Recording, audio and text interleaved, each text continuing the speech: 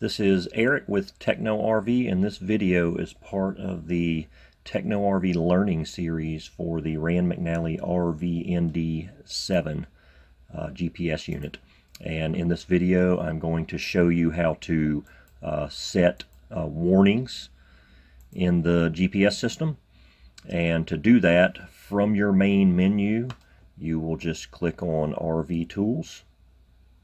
And then you'll just click on Warnings below. And from here, you will have choices, and we'll just kind of go through each of these. The first one is Warnings, alert prompts. Basically, how do you want to be warned of something? Do you want no warning? In which case you would click None. Do you want both audio and visual, to where it's going to speak audibly and something visual will pop up on the screen? Visual only or audio only. It's your choice. I particularly like the audio and visual, but it's a complete preference thing for you.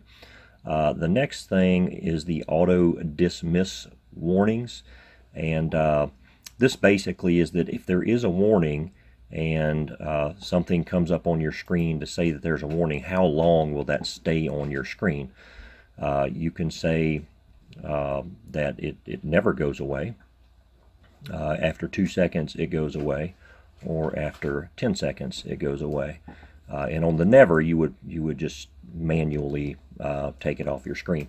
I like for it to automatically go off the screen. 2 seconds for me isn't enough. I always leave it at 10 seconds, and that seems to work for me. The next one is warning display size. So when there is a warning and it pops up on your screen, do you want it to be full screen warning, or do you want it to be a small bar that pops up? I like the small bar. Again, these are all preferences. You may like something different than I like, but I like the small bar because the full screen tends to then block whatever the navigation is. So if I'm in a small city and a warning comes up, I then can't see my navigation. So I like the small bar. The next is curve warning, and this is going to alert you if there is a sharp curve ahead. How far in advance would you like to be warned of that? Again, total preference thing. You can do this thing all the way up to 2 miles out. Hill warning, kind of the same thing. If there's steep hills or particular grades coming up, that you can be warned of that. And again, up to 2 miles. When you get to the bottom here, just make sure you click the down arrow to see the rest of your options. Narrow road warning. How far in advance would you like to be alerted on that? Next is state province border alert. So if you're crossing into a new state, I usually leave mine at about 2 miles. We actually like to take pictures of the state signs when we come across the border, so that gives us plenty of notification for Tammy to get the camera out to take a picture. The time zone changes, I do like that as well, so I leave that on. Toll booth alerts. A lot of these I just leave at the default. So this is set at 2 miles, and you can adjust that how you want. And then construction area is next. I'll usually leave that at the 5 miles. If there's going to be some construction areas up ahead, I do like to know about that in advance.